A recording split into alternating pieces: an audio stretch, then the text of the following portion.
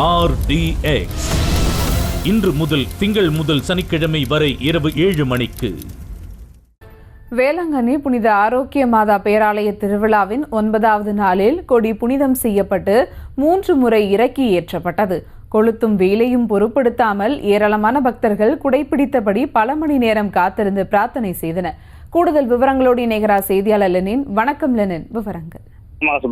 நாகை மாவட்டம் வேளாங்கண்ணி புனித ஆரோக்கிய மாதா பேராலய ஆண்டு திருவிழா கடந்த மாதம் 29ஆம் தேதி கொடியேற்றத்துடன் தொடங்கியது.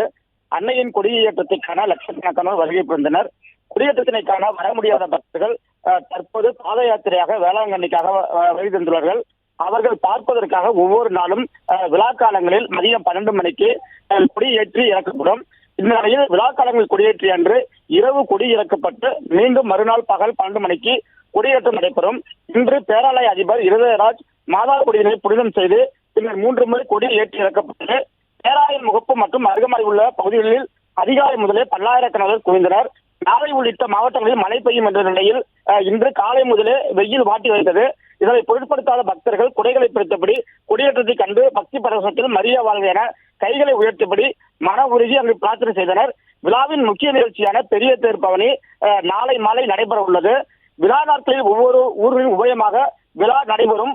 அந்த வகையில் இன்று வேளாங்கண்ணி ஆரிய நாட்டு தெரு உபயம் என்பதால் பேராலய அதிபர் தங்கு தந்தைகளை பேருந்து வாத்தியங்கள் மூலம் தான் மரியாதை செய்து கொடிகளை ஏற்றி வைத்தனர்.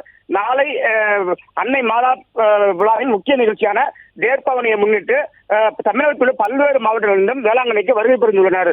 சுபா, விவரங்களுக்கு நன்றி லெனின்.